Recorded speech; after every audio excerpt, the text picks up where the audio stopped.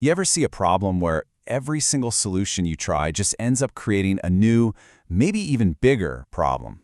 Well, that's exactly what we're looking at today. We are diving deep into the super complex world of Indian agriculture. And trust me, it's this incredible, real-world story of how a long chain of well-intentioned policies can accidentally create a maze that's almost impossible to get out of. All right, so let's start with the big question, the one that has had economists scratching their heads for decades. When you look at Indian agriculture, it's massive, right? So many people depend on it. But when you look at what it actually produces for the economy, well, the numbers just don't seem to add up. And here's that puzzle in black and white. Get this, 44%, nearly half of the entire Indian workforce is in agriculture. That's a huge slice of the population. But all of those people, all of that work, it only adds up to about 16.5% of the country's GDP.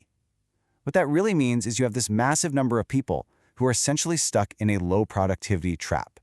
So the real question is, how on earth did it get this way?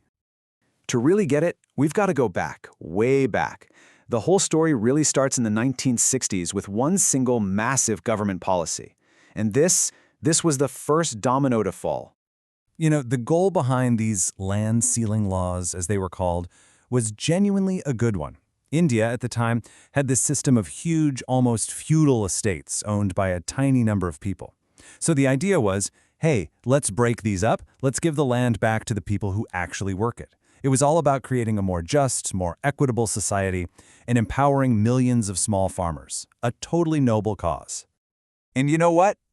At first, it worked exactly like they planned. You can see the results right here. The average size of a farm in India got cut by more than half over the next few decades. It went from about 2.28 hectares down to just over 1.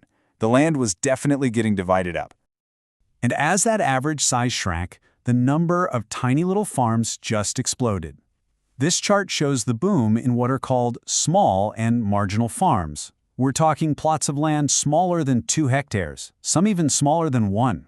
The entire foundation of Indian agriculture was being reshaped right before their eyes. But here's where the first big unforeseen problem pops up. There was this belief at the time that smaller farms were actually more productive, but it turns out that whole idea was based on some pretty flawed data. The reality? It was the exact opposite. All this fragmentation, all these tiny farms, led to lower productivity and falling incomes. So the solution for inequality had just created a brand new crisis: widespread poverty and inefficiency. And this new crisis, this is what kicked off decades of more and more interventions. See, to solve the new problem of low income, the government didn't undo the first policy. Nope, they just added another one right on top of it. And this is where the subsidy spiral really gets going. So picture this. You're a policymaker. You've now got millions of these small farms, but they're not growing enough food. Farmers aren't making a decent living, and for the country as a whole, this was a huge deal. India was dealing with droughts, famines, serious food insecurity. They had to do something to get those crop yields up, and fast. The answer, it seemed, was technology. This was the era of the Green Revolution. The government pushed these new, amazing, high-yield seeds. The only catch? These miracle seeds needed a ton of chemical fertilizers to work.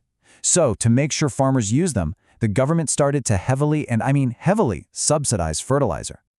So what happened? You guessed it, a whole new set of problems. The subsidies completely warped the market, creating black markets where prices were 60% higher. Farmers started overusing the cheapest fertilizer, urea, which ended up damaging the soil long term. And this is wild. It's estimated that up to 41% of all this subsidized fertilizer was just smuggled out of the country. So another solution, another cascade of unintended consequences. But oh, the chain reaction was far from over. Because these new high-yield seeds weren't just hungry for fertilizer, they were incredibly thirsty. They needed massive amounts of water to grow. And of course, most of these tiny scattered farms had zero access to traditional canal irrigation. So, what's the next domino to fall? Well, if you can't get water from a canal, you gotta get it from the ground. The government's next move was to provide free or super cheap electricity. That way, millions of farmers could install pumps and just suck up as much groundwater as they needed. Problem solved, right? Well, this solution quickly became an environmental and economic nightmare. Groundwater levels across the country started dropping dangerously low. The state power companies, forced to give away electricity for basically nothing, were pushed toward bankruptcy. And today, agriculture in India consumes a jaw-dropping 20% of all the electricity in the country. To put that in perspective, in most developed countries, that number is like 1 or 2%. And this same exact pattern just kept repeating, everywhere you looked. All these new seeds and fertilizers were expensive, so farmers needed cash.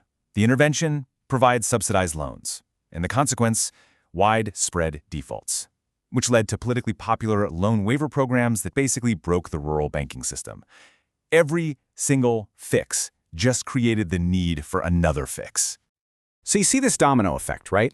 Land ceilings lead to fertilizer subsidies, which lead to electricity subsidies, and on and on. Now, this isn't just some random chaotic series of events. It's actually a classic pattern, and it has a name in economic theory. It's called Mises' dynamics of interventionism. And the theory is actually pretty simple, but it's so powerful.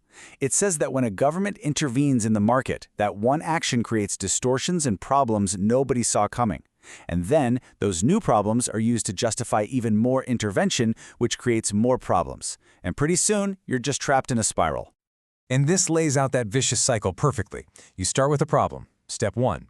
Step 2, the government steps in with a fix. Step 3, that fix creates new, undesirable consequences, which leads directly to step 4, people start calling for more government intervention to clean up the mess from the last one. And the whole cycle just repeats, getting more and more tangled every time. So, after decades and decades of this spiral, where is Indian agriculture today? What is the actual true cost of being trapped inside this regulatory maze? Well, for starters, the financial cost is just astronomical. Just look at these numbers. These are the annual subsidy costs. Loan waivers, over 122,000 crores. Power subsidies, 91,000 crores. Fertilizer, 70,000 crores. The numbers are so big they're almost hard to wrap your head around. To try and put it in perspective, all of these interventions, when you add them all up, cost India up to 2.25% of its entire gross domestic product every single year. That is a massive, massive drain on the national economy. We're talking more than the government was spending on healthcare before the pandemic. So, what's the way out of this mess? Shruti Rajagopalan, the author of the research we're looking at today, she puts it perfectly. She says that Indian agriculture is basically this huge cautionary tale, and in her words, the only way out of this cycle of interventions is comprehensive reforms and deregulation. Basically, you can't fix the maze by building more walls, you have to start tearing them down. And that really leaves us with the final and most difficult question. Every single step that built this maze, every single policy, was created with the goal of helping people, promoting fairness, ensuring there was enough food, relieving debt. So it all boils down to this one huge challenge. How do you even begin to untangle a knot that was tied with decades and decades of good intentions?